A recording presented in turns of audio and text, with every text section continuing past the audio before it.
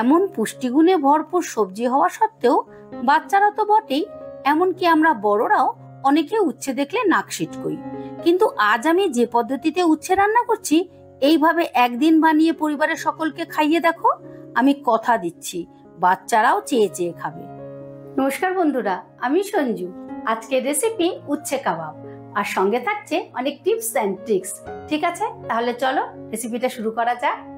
রেসিপিটা করার জন্য আমি এখানে 250 গ্রাম উচ্ছে নিয়ে নিয়েছি, আর উচ্ছেগুলোকে আগে থেকে ভালো করে ধুয়ে উচ্ছের যে দুটো পোর্শন আছে কেটে নিয়েছি। এবারে একটা গ্রেটারের সাহায্যে উচ্ছেগুলোকে গ্রেট করে নেব। উচ্ছেগুলোকে কিভাবে গ্রেট করবে? আরে দেখতে থাক না, একদম মিহি করে গ্রেট করতে হবে। এই দেখ, এইরকম মিহি করে গ্রেট করতে হবে।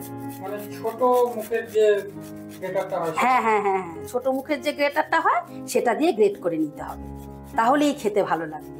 আচ্ছা, দেখো উচ্ছেগুলো গ্রেট করতে গিয়ে কতগুলো দানা বেরিয়েছে।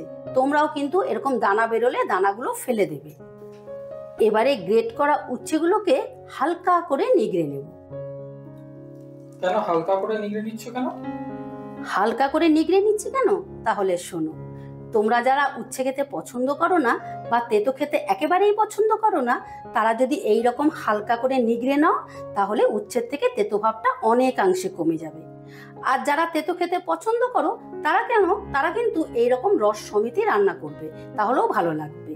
আর তাছাড়া উচ্ছের রসের মধ্যেও তো অনেকটা উপকারিতা আছে। সমস্ত উচ্ছেগুলো নিগড়ে নিয়েই গ্যাস ধরিয়ে একটা কড়া বসিয়ে দিয়েছি। কড়াই দিয়ে দিচ্ছি 2 চামচের মতন সর্ষের তেল।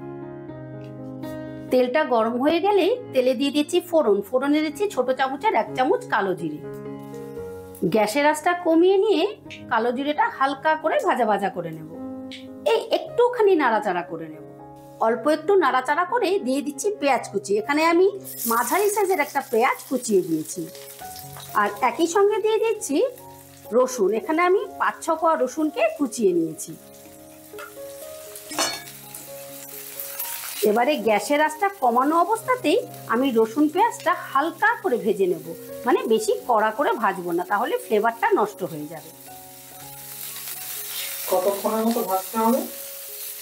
এই ধর সেকেন্ড 2-3।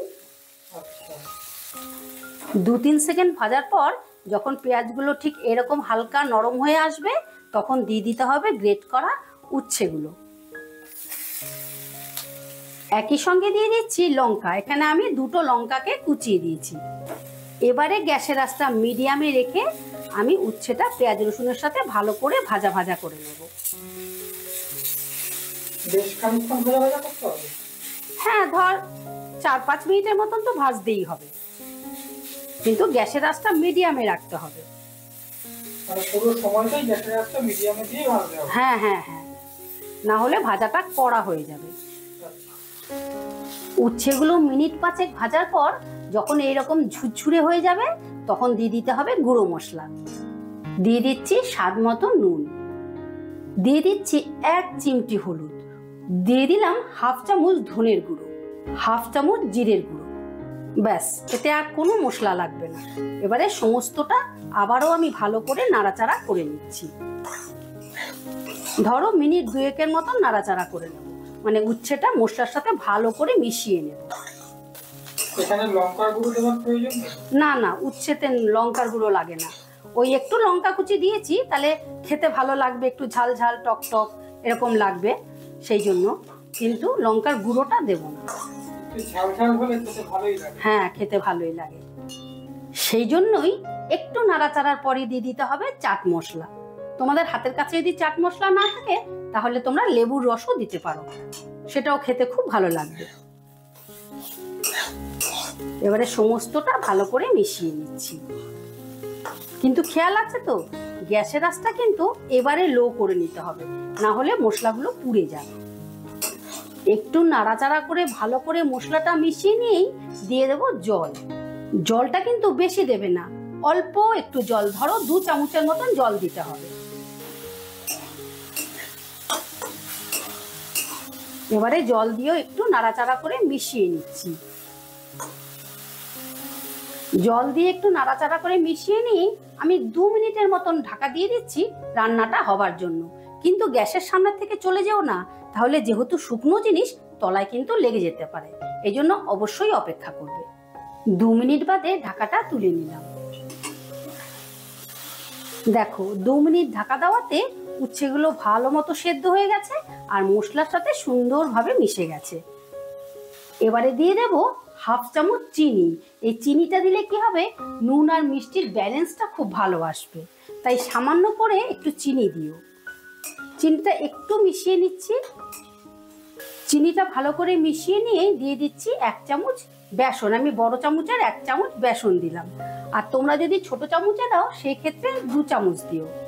এবার বেসনটা দিয়েও উচ্ছেটাকে ভালো করে মিশিয়ে নেব, মানে নাড়তে নাড়তে ঠিক একটা মন্ডর মতো হবে, যেমন আমরা বাটা টাটা রান্না করি ঠিক সেই রকম একটা মন্ড মতো হবে।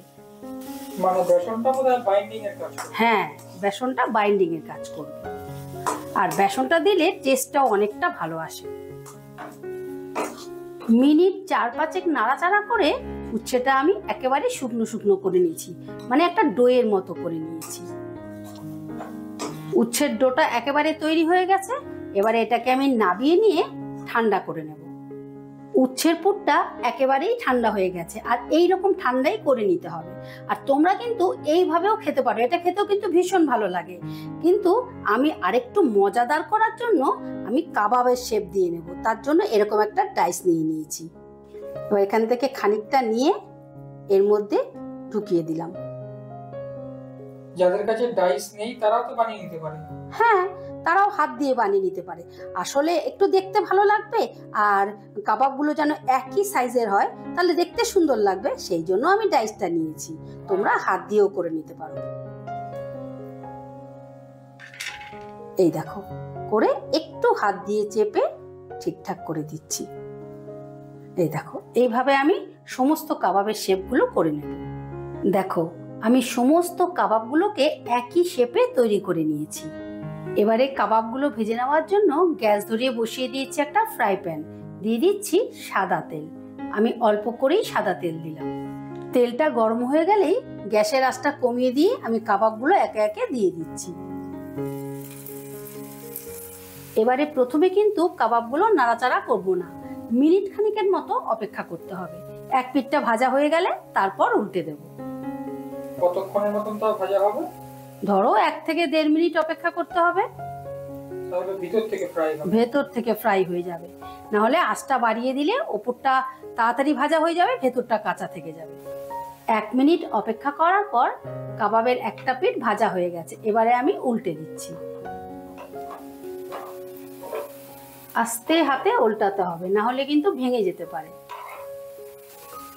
সবগুলো কাবাব উল্টে দিয়েছি। এবারে এই পিঠটা ভাজা হওয়ার জন্য আমি মিনিট খানিক অপেক্ষা করব।